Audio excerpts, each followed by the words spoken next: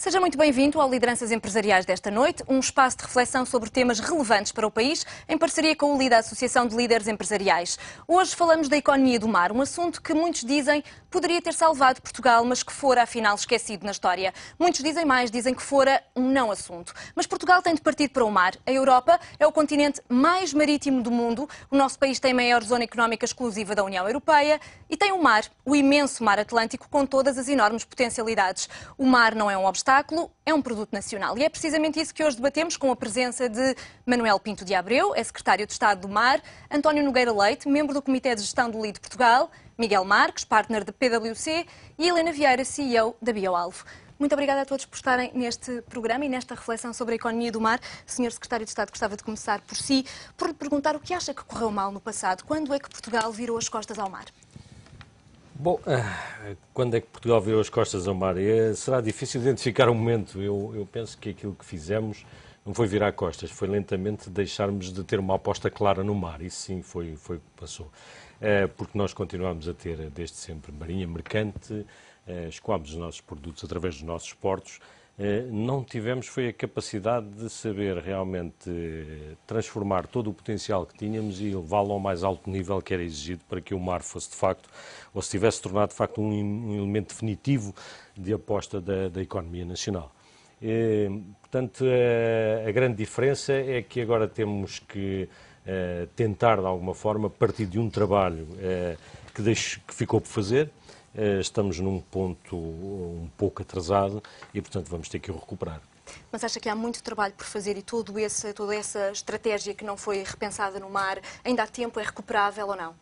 Bem, eu acho que sim. Eu acho que sim. Nós estamos numa nova era. Há quem designe uma nova era de descobrimentos. De facto, eu penso que o mar hoje tem um novo paradigma. É um paradigma que é fruto fundamentalmente da nova Convenção das Nações Unidas sobre o Direito do Mar. É um resultado daquilo que se passa a seguir à Segunda Guerra Mundial, com a necessidade de irmos à procura de novas fontes de recursos, e essas fontes de recursos foram ou estão a ser pesquisadas no mar. Felizmente para nós, portanto, permitiu-nos pelo menos a seguir a Segunda Guerra Mundial, temos um ponto de paragem. Depois, este conjunto de evoluções relativamente às necessidades de pesquisa de recursos no mar, levaram que, no quadro da nova Convenção, se abrisse uma nova oportunidade para Portugal, uma nova oportunidade para Portugal e para o mundo, que diz respeito a um processo de aquisição territorial, que felizmente é um processo de aquisição territorial de base pacífica e justificado pela ciência, o que obriga a que haja o aparecimento de um conjunto de novas oportunidades relacionadas com o conjunto das novas descobertas. Já lá vamos também. António Nogueira Leite, muito se fala do mar, de todas as potencialidades que estão ligadas ao mar, mas nem todas as pessoas conhecerão efetivamente qual é o valor económico do mar. Consegue explicar-nos de forma simples quais são essas potencialidades, qual é o valor da economia do mar no produto interno bruto português e que criação de emprego representa no nosso país? Muito bem. Boa noite. Olha, relativamente a isso, enfim, há alguns estudos feitos que apontam para valores diretos e indiretos, em que, enfim, se nós considerarmos todos os efeitos indiretos, podemos chegar a valores não muito distantes dos 10% daquilo que é o nosso produto agora. Mas eu acho mais do que essa quantificação, nós devíamos olhar para aquilo que pode representar o mar e para aquilo que digamos, o mar como alavanca adicional numa altura em que o país tem um modelo económico absolutamente esgotado, que leva a que nós, neste momento, por exemplo, vivemos num regime de assistência. Portanto, nós estamos, enfim, de jure na zona euro, mas de facto temos, enfim, uma zona de assistência em que temos nominalmente uma moeda chamada euro, mas não estamos no euro, estamos numa situação, enfim, em termos objetivos, muito especial, que é muito o resultado do modelo que seguimos. E é um modelo em que nós perdemos a perspectiva, por exemplo, de que a parte mais essencial das nossas exportações e importações é feita por via marítima, em que nós perdemos a perspectiva da importância geográfica de Portugal enfim, Portugal vai ser em breve, quando o Canal do Panamá tiver as suas obras de alargamento, de duplicação terminadas, Portugal vai ser o espaço geográfico da Europa mais próximo do Extremo Oriente, de uma forma inequívoca. Isso será em 2014? É para breve, mas já hoje tem uma posição geográfica privilegiada, tem um vastíssimo recurso que no futuro virá a dar, de facto, bastante atividade. Portugal, de facto, perdeu, e eu acho por opções políticas, no final dos anos 80, início dos anos 90, eu sei que enfim, não é... As pessoas em Portugal tendem sempre a ver os assuntos da mesma maneira que olham para o futebol e, portanto, não são capazes de contar a verdade, independentemente de qual foi a cor política que governou, mas eu acho que, objetivamente, uma das coisas que temos que evoluir no mundo exigente que estamos é sermos pragmáticos e não sermos, enfim, meramente caixas repetitivas de algumas verdades que poderão não o ser. É o facto de que nós usámos mal o processo de integração europeia, nós caminhámos demasiadamente para uma desindustrialização, nós não tratámos dos nossos recursos naturais, da agricultura, da pesca, os transportes marítimos foram esquecidos, enfim, a nossa marinha mercante desapareceu bastante, nós podemos jogar com os números, mas o que é facto é que Portugal, para a exposição geográfica que tem, para a sua centricidade na Europa, mas a sua menor centricidade face ao resto, teve uma política calamitosa. Basta pensar que o que nós temos, e se nós olharmos, por exemplo, para aquilo que neste momento é o problema do sistema financeiro, nós especializámos em construir. Mas não foi em construir a abertura da economia portuguesa ao exterior. Nós temos 750 mil casas a mais, nós temos autoestradas de que não necessitamos, nós temos, enfim, nós gastámos o dinheiro que era nosso e nos últimos 20 anos o dinheiro que não era nosso a construir coisas que não são produtivas e que, sobretudo, não nos permitem enfrentar um mundo muito mais competitivo que é aquele em que estamos. O mar surge numa vertente diametralmente oposta a tudo isto, porque o mar são atividades económicas muito importantes que são substitutas de importação, que noutros casos são promotoras de exportação. O mar é tirar a vantagem da posição geográfica de Portugal. O mar é tirar vantagem dos recursos naturais que são conhecidos e daqueles que nós podemos conhecer.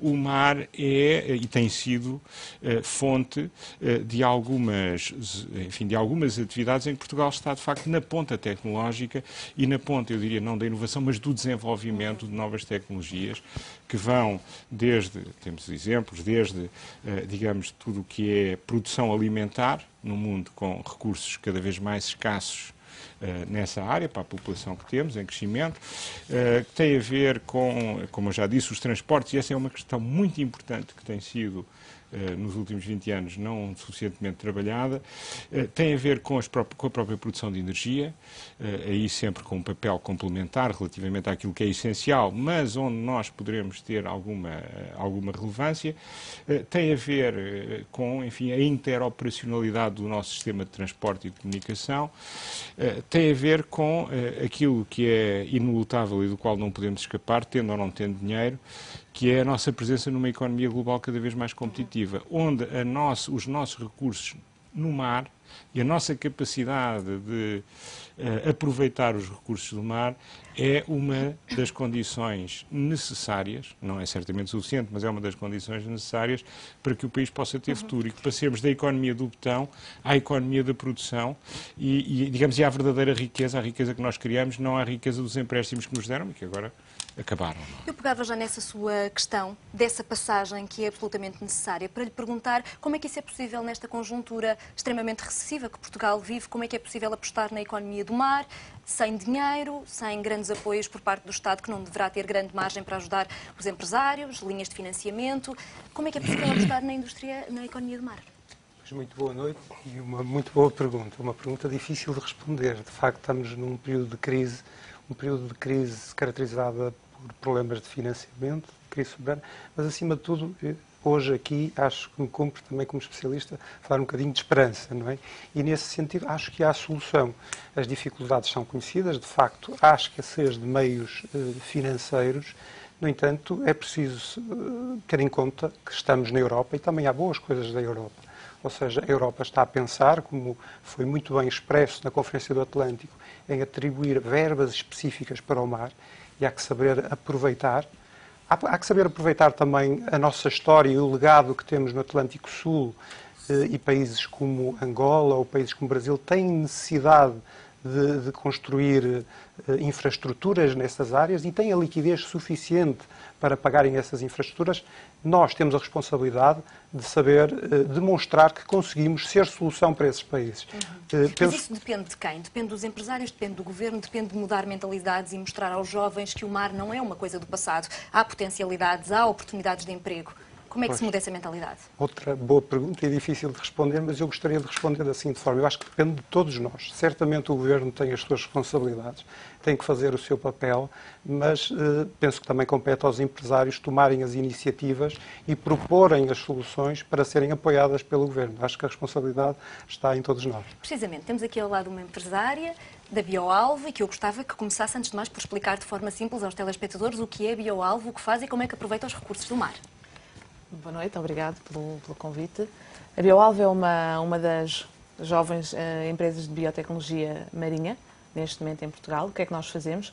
Nós utilizamos apenas e somente recursos marinhos, essencialmente, mas também alguns terrestres, de ecossistemas portugueses únicos. E o que é que fazemos com eles? Tentamos descobrir o maior número de utilizações possíveis, desde a farmacêutica, à cosmética, à nutracêutica, a processos industriais, sempre na perspectiva de substituir o químico pelo natural. E, portanto, aqui uma abordagem dos recursos marinhos naturais ou dos recursos terrestres naturais com a tecnologia que a empresa desenvolveu por trás como fonte de descoberta destas atividades. Deixe-me tentar perceber melhor, para ver se eu percebi, provavelmente os telespectadores terão percebido. São extratos naturais, que me está a falar, vindos dos oceanos, que ajudam a desenvolver, por exemplo, medicamentos antitumorais, anti-inflamatórios, é tudo isso? É, também medicamentos, mas não só. Dando-lhe um exemplo que talvez os telespectadores percebam melhor, por exemplo, um dos últimos extratos que nós descobrimos é como se fosse um botox marinho, e não da cobra, que é o que nós temos hoje em dia. É um botox marinho, tem uma atividade muito semelhante, mas que vem de uma bactéria dos Açores. Portanto, é uma das atividades que nós temos neste momento. Temos outros compostos para tratamento de Alzheimer, temos compostos que estamos também a desenvolver para tratamento de doenças imunes. Temos aqui várias aplicações. Essa ideia foi importada? Não. É original? É. A tecnologia que nós usamos foi desenvolvida e patenteada pela Bioalvo, é uma patente portuguesa. Os recursos, talvez a única... Como é que costuma-se dizer, a única fonte de inspiração tenha sido algumas empresas que já fazem a utilização de recursos marinhos dentro da área farmacêutica. Há, de facto, algumas empresas muito boas nesta área. Nós temos imensos medicamentos já que são de origem farmacêutica, marinha. Não temos, de facto, os novos usos aos recursos marinhos, que é isso que nós estamos a tentar fazer. Portanto, com a biotecnologia, ela é uma área muito transversal e achamos que os recursos marinhos, dentro da área da biotecnologia, não devem ser somente para a área farmacêutica, devem ser aplicados uma vasta gama de indústrias. É, de resto, uma área nova também dentro destas indústrias da economia do mar, mas eu gostava de voltar à conversa consigo para falar das atividades tradicionais, para não ficarmos também no plano das generalidades em relação à economia do mar, se calhar particularizar em algumas áreas. Por exemplo, em relação à construção naval, quais são os planos concretos deste Governo para a construção naval? Bom, a construção naval tem uns setores que está em transformação em todo o mundo, e particularmente na Europa. O novo paradigma da concorrência com os países asiáticos obrigou a que houvesse uma especialização na construção naval. Portanto, a construção naval portuguesa terá que também se especializar, terá que encontrar um caminho próprio e há possibilidades de desenvolvimento associadas a toda esta nova visão do que é o mar e do que é o mar português. Eu relembrava aqui, um pouco no seguimento do que falei há pouco, o que se passa com a própria Europa. A Europa hoje tem um novo paradigma que não é o paradigma que tínhamos em 1970 e 1980. Se formos olhar nessa altura e no período da adesão de Portugal à então Comunidade Económica Europeia, nós encontrávamos na própria Europa um conjunto de atividades que são essas que estávamos a falar agora, o conjunto das atividades tradicionais. O que tínhamos era pesca, esportes, transportes marítimos. O próprio mar era visto como a praia, as costas e pouco mais. Hoje não é assim. Se olharmos para a Europa hoje também, fruto daquilo que falou há pouco Miguel, relativamente à nova estratégia da União Europeia para o Atlântico, a Europa está-se a virar para o conjunto das novas atividades, de que um bom exemplo é aquilo que a Bioalvo desenvolve, e que terá com certeza um conjunto de novas e muito valiosas oportunidades quando passarmos para o paradigma do mar profundo, que é para onde a Europa caminha. E eu olhava um pouco para aquilo que são hoje as novas linhas de financiamento da Europa. A Europa deixou de ter, por exemplo, relativamente às pescas, no fundo europeu. Não vai ser mais um fundo europeu para as pescas, vai ser antes um fundo europeu para a política marítima integrada e pescas. Isto mostra uma nova abordagem e dentro desta nova abordagem a tal construção naval também vai ter um papel. Nós lembremos que se passarmos a fazer uma utilização intensiva como esperamos que aconteça relativamente, por exemplo, a plataformas eólicas offshore, aquelas grandes unidades, que é o exemplo, o projeto Windfloat, que a EDP está neste momento em fase de testes, haverá aqui uma nova oportunidade também para a construção naval portuguesa. Aliás, essa plataforma da Windfloat foi toda montada já em Portugal. Há um novo projeto também em Peniche, o Air-Roller, também para a produção de energia, que isso abre um conjunto de novas oportunidades para a construção naval, não descurando as tradicionais da construção naval. Mas estamos a falar de projetos mais ou menos pontuais. O que é que vai acontecer, efetivamente, aos estaleiros navais? Porque há muitos especialistas que dizem que os estaleiros navais estão em via de desaparecer. Já tiveram 26 mil postos de trabalho. Neste momento, creio que divididos por todos não passam de 3 mil. Há um futuro, uma estratégia integrada para todos estes estaleiros? Ou estamos a falar de projetos pontuais? Não, os estaleiros navais, como sabe, nomeadamente os de Viana do Castelo, temos que distinguir aqui duas partes. Não estava a é aquele que é a particularizar. Lisnave, que é um projeto de sucesso em Portugal, e esse não há a mínima dúvida, ninguém põe em causa a sua continuidade e o seu valor económico. O outro é os estaleiros navais de Viana, e temos depois um terceiro conjunto de estaleiros, que são outros estaleiros de menor dimensão, mas com bastante valor, por exemplo, os estaleiros navais de Peniche. Se pegarmos deste conjunto, aqueles que nós normalmente ouvimos falar, que são estaleiros que têm dificuldades, são os estaleiros navais de Viana do Castelo. A Lisnave e Peniche são estaleiros que, de alguma forma, têm uma atividade económica estável, têm carteiras de encomendas e têm perspectivas de desenvolvimento. Relativamente aos estaleiros navais de Viana, que, como sabe, está na tutela da Defesa Nacional, está em curso uma avaliação do que fazer, mas, de qualquer forma, aquilo que se passa com os estaleiros navais pode... Mas acredita que vai haver salvação?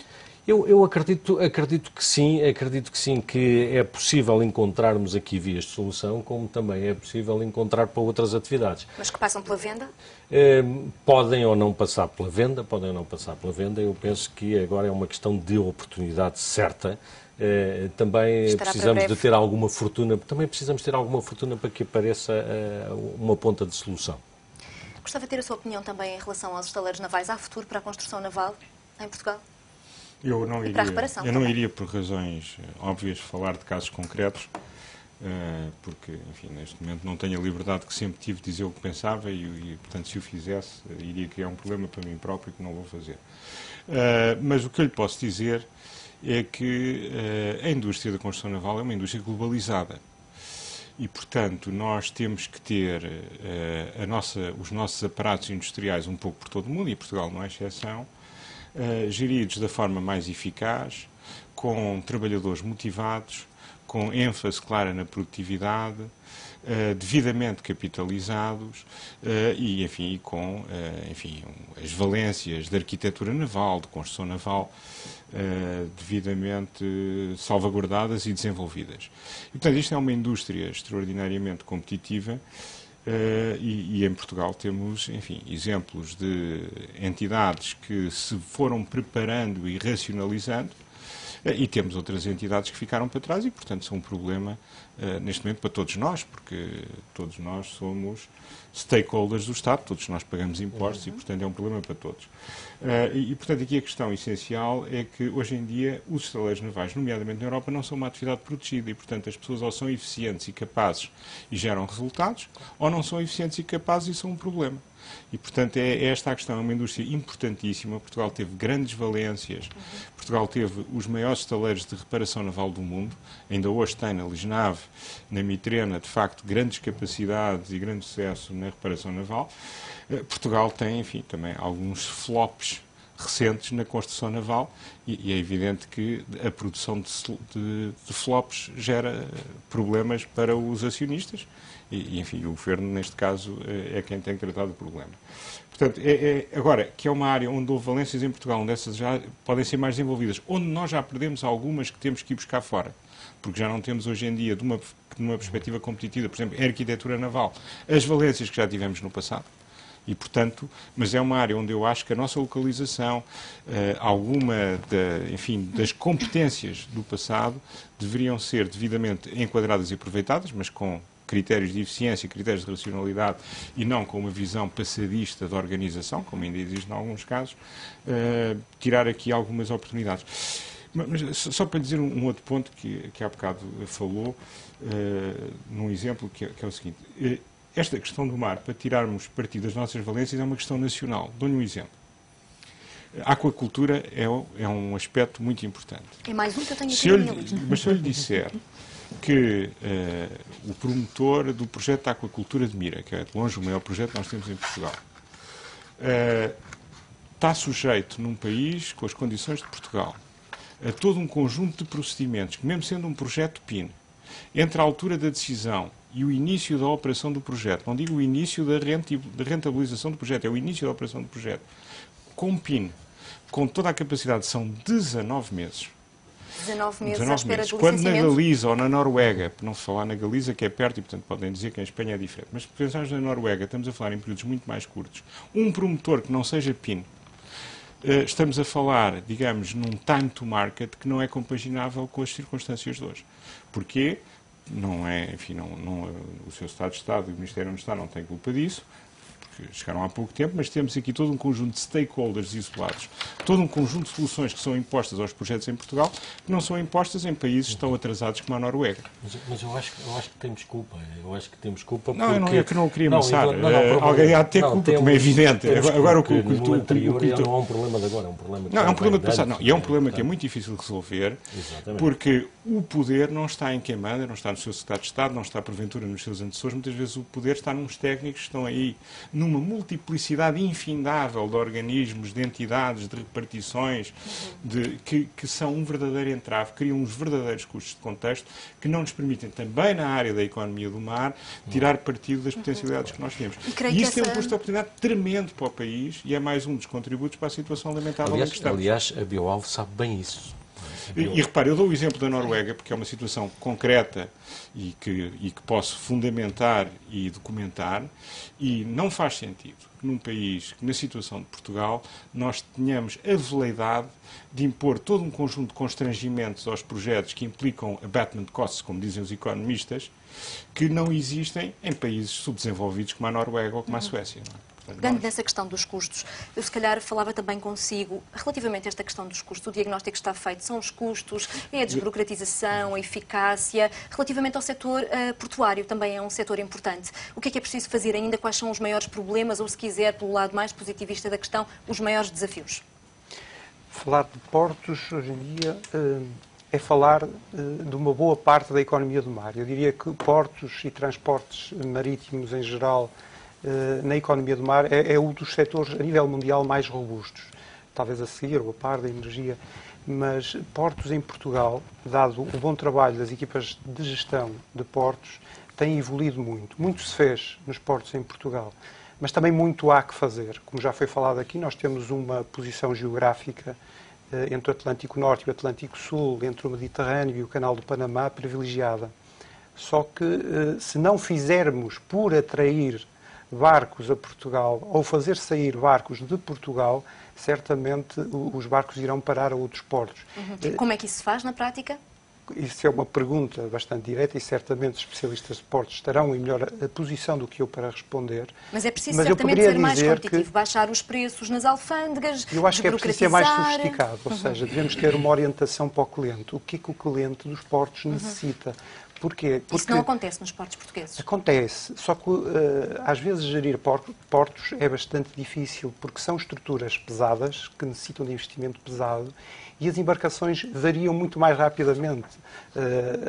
Falou-se em petroleiros, superpetroleiros estão cada vez a aumentar mais a dimensão dos petroleiros, e os portos têm, porque isto funciona a 3 dimensões, têm que ter em conta a profundidade, desassorear, nem sempre se conseguem adaptar, até porque há falta de financiamento, todas as exigências dos novos clientes. Mas tem sido feito um trabalho nessa área e também gostaria de dizer que, por vezes, o que se transporta, quer nas embarcações, quer nos portos, tem certas características. Por exemplo, é necessário coberturas para que, eventualmente, não se deteriore, e isso mexe tudo com a infraestrutura porto. E é um trabalho que tem sido feito, há escassez de financiamento, mas tem que continuar a ser feito. Mas acha que há espaço, porque muito se tem falado no Porto de Sines, para ser o hub, a tal porta de entrada para os transportadores internacionais? Certamente, Sines vai certamente desempenhar um grande papel na economia do mar em Portugal, mas gostaria de falar mais em análises integradas dos portos em geral, porque todos os portos em Portugal têm valências e podem aportar valor à economia do mar, mas certamente pela sua escala, Sines está numa posição privilegiada de volume significar muito para a economia do mar. Gostava de lhe perguntar, e recuando um bocadinho na conversa, se a Bioalvo sentiu essa burocratização dos processos, em todo o processo de licenciamento, em todas as questões, muito diretamente. Sim, sem grandes medos, quer dizer, sentimos muito, principalmente na questão do acesso às amostras, que direitos é que temos para usar aquelas amostras, porque o mar é um bem público e há direitos de soberania sobre o mar profundo ainda é mais complexo e é precisamente nessas amostras em que nós estamos a trabalhar, do solo e do subsolo, e, portanto, toda a rede legal à volta deste assunto ainda está muito indefinida. Eu acho que Portugal está a alinhar-se com a estratégia europeia que existe para o mar, portanto, a Marine Strategy 2020 da União Europeia. A parte da biotecnologia é focal nesta estratégia a nível europeu e aqui eu devo dizer que o Secretário de Estado tem, de facto, um papel muito importante porque é alguém que puxa muito por este setor. Portugal está a dar os primeiros passos aqui e, portanto, eu sinto da experiência que tenho que muitas vezes as legislações vão acompanhando as necessidades. E, portanto, em Portugal nós ainda não sentimos muito esta necessidade porque não tivemos cá dentro ainda muitas empresas a trabalhar nesta área e a querer explorar de uma forma comercial portanto, este bem que são os recursos naturais. Ou seja, há também uma certa inexperiência ainda nessa área, mas à parte dessa inexperiência, se tivesse de pedir ao Governo 3 desejos ou 3 coisas que mudassem rapidamente na vida da sua empresa, o que seria? Seria a burocratização, os custos dos processos? Os custos dos processos, no nosso caso, a biotecnologia é tão cara que isso não é um custo que seja relativamente comparável. O que nós pedíamos era, de facto, a celeridade na resposta de processos legais, portanto, a jurisdição, o acesso às amostras e a definição, acima de tudo, do que é que se pode fazer ou não fazer com aquelas amostras. Portanto, para nós isso é muito, muito essencial, porque mais tarde nós queremos vender um medicamento e precisamos de saber que estamos a vender sem problema nenhum aquele medicamento. Portanto, a resposta célere aos pedidos e a definição concreta de quais são as utilizações permitidas ou não. Aqui fica. Fazemos então uma pausa nesta conversa, neste Lideranças Empresariais. Esperamos por si, já a seguir, na segunda parte. Volte connosco. Até já.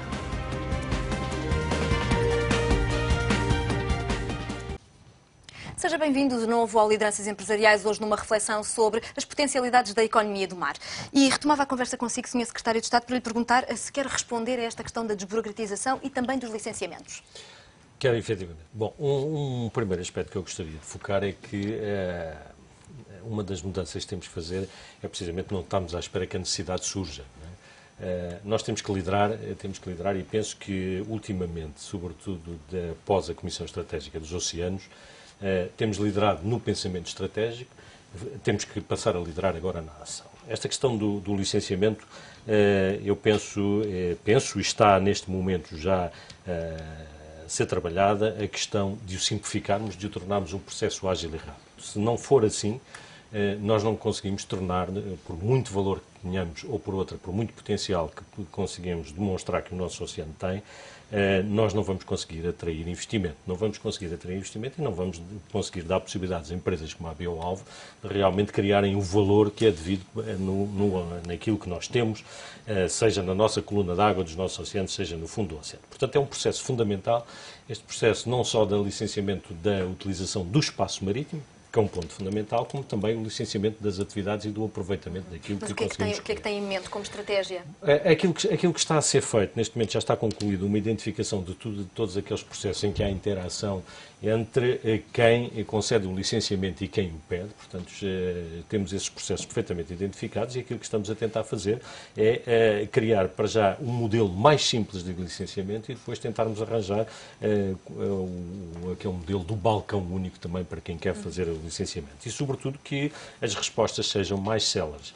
Bom, isto não exige apenas um enquadramento jurídico, um quadro jurídico adaptado, exige mais um conjunto de ferramentas, porque no caso da Bioalvo não será tão assim, mas também é, porquanto há um aspecto fundamental que nós temos que fazer, que é o ordenamento do espaço marinho. O ordenamento do espaço marinho, nós precisamos de saber que atividade podemos fazer, onde a podemos fazer, e temos que ter a consciência que o ordenamento do espaço marinho também é um processo dinâmico. Quer dizer, aquilo que hoje podemos fazer num local, poderemos amanhã não o poder fazer, porque há alguma atividade que tem maior valor, tem maior potencialidade e, portanto, nós temos que substituir essa atividade. Um exemplo prático que hoje surge é com as pescas. Todos nós sabemos que quando queremos instalar uma aquacultura, todos os pescadores imediatamente se queixam porque estamos a limitar o espaço onde podem desenvolver a sua atividade pesqueira, mas evidentemente que aquilo que estamos a fazer é simplesmente substituir uma atividade que é mais rentável por outra que é menos rentável ou criar uma nova oportunidade. Portanto, isto são aspectos fundamentais que temos que atacar. Muito bem, tenho aqui ainda muitas questões para fazer, portanto temos que se calhar acelerar um bocadinho. Ainda em relação aos portos, gostava de lhe dizer aqui algumas das desvantagens que alguns especialistas apontam aos portos portugueses e como é que esperam superá-las, se é que concordam com elas, nomeadamente limitações estruturais, de amplificação de fundos, barras, acessibilidades marítimas, acessibilidades terrestres, localizações logísticas, como no caso do Porto de Sines, demasiado a sul do centro europeu, face às origens, os destinos das atuais cadeias logísticas. Como é que se pode integrar tudo isto e olhar para a frente com alguma perspectiva integrada? Bom, há um ponto que é fundamental, é que os portos nacionais hoje são bons portos a nível mundial. Esse é um primeiro ponto. Evidentemente que não são os portos ótimos, não são portos ótimos.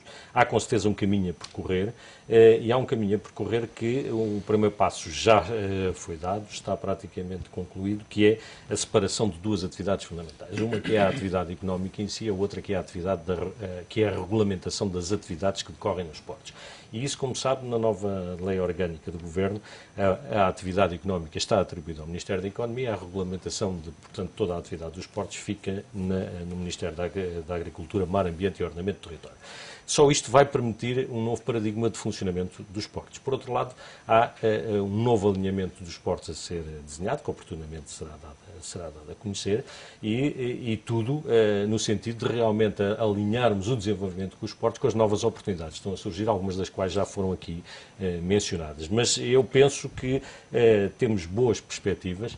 Evidentemente que a atividade dos portos e o desenvolvimento em infraestruturas tão pesada com os portos não depende apenas da nossa vontade. Há que também ser aceito aquilo que nós fazemos nos nossos portos por aqueles que são os agentes económicos. Temos que os convencer, é evidente, mas eles têm que nos aceitar. Naturalmente. Por que é tão importante a extensão da plataforma continental? Aqui o Sr. Estado é muito mais capaz do que eu de responder essa questão. E já agora, qual é o ponto da situação também? Bom, depois direi uma coisa sobre os portos que eu penso que é relevante. Muito bem. Mas se quiser, faz favor. Não, mas eu posso dizer o seguinte, há um aspecto que é muito importante, enfim, durante muitos anos estive ligado aos portos não como gestor, mas como utilizador dos portos, trabalhei na indústria há muito tempo. E uma das coisas que é essencial nos portos e efetivamente são hoje em dia em regra muito mais bem geridos, estão, apesar de tudo, mais integrados na plataforma logística do país e, portanto, a intermodalidade com os portos hoje em dia é claramente diferente do que era há 10 anos atrás e aí houve um progresso claro. Há dois aspectos que são muito importantes e em que não avançamos. Um primeiro aspecto é o aspecto que é preciso ter muito cuidado, que nós podemos fazer os investimentos corretos, ter os portos mais bem geridos, mas se os operadores são sempre os mesmos, há claramente um estrangulamento para quem exporta e para quem importa, porque há rendas que vão ficar concentradas nesses operadores portuários e nós temos demasiadas vezes as mesmas empresas de norte a sul que estão, enfim, com uma atividade monopolista regulada pelos contratos de concessão e não me parece que seja a forma mais eficaz de promovermos a concorrência. Mas isso, enfim, é uma opção que foi tomada ao longo dos últimos anos e que, do ponto de vista da organização, não é o ideal. Primeiro aspecto. Um aspecto que eu acho que é mais crucial, que aliás está no memorando da Troika e que o Governo tem a obrigação de o fazer nas próximas semanas, e portanto espero que o esteja a fazer, não é aqui no Ministério do Seu Estado de Estado, é no Ministério da Economia, que é a alteração do regime do trabalho portuário, que é um dos maiores obstáculos que cerca de 1000 pessoas colocam aos exportadores portugueses. Porquê?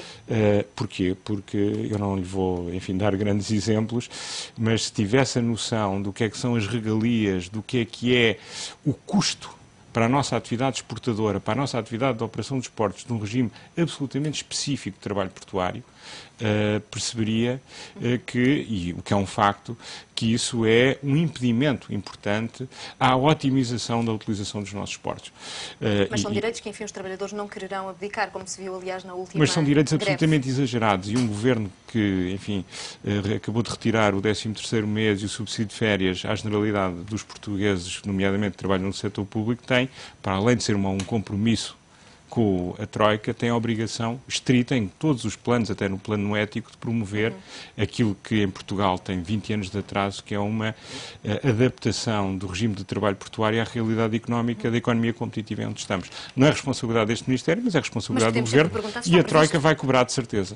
Não, está com certeza, aliás, ouvimos recentemente a ser anunciado que todo esse pacote está a ser trabalhado. Aliás, como disse o Sr. Professor, é a matéria que consta do memorando com a Troika, portanto, terá com certeza. E essa parte não é negociável? Sabe, tudo é negociável, não é? Tudo é negociável, depende dos termos em que isso seja feito. Mas, de qualquer forma, eu penso que essa é daquelas que vai dar com certeza. Vai avançar. Plataforma continental, a extensão.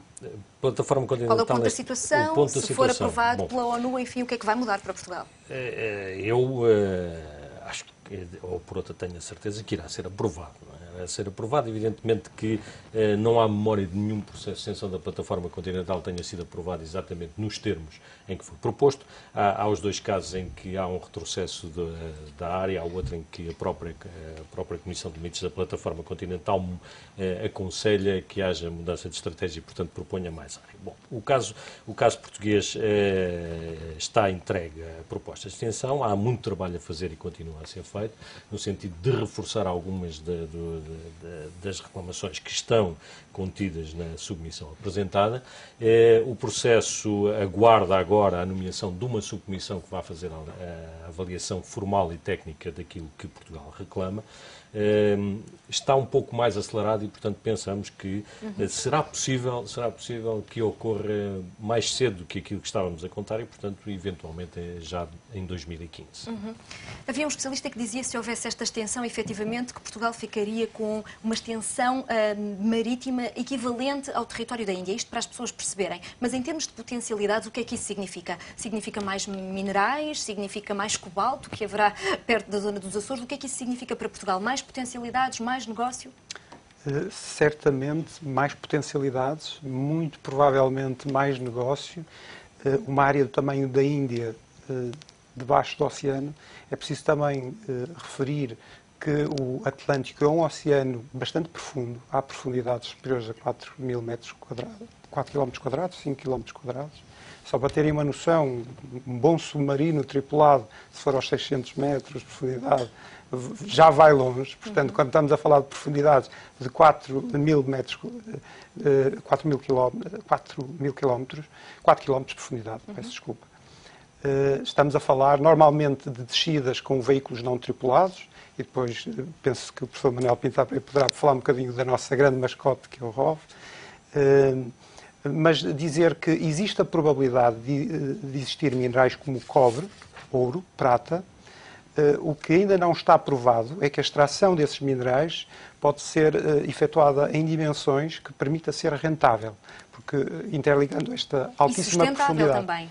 Sustentável, eu penso que muito se tem evoluído na sustentabilidade em quase todos os subsetores.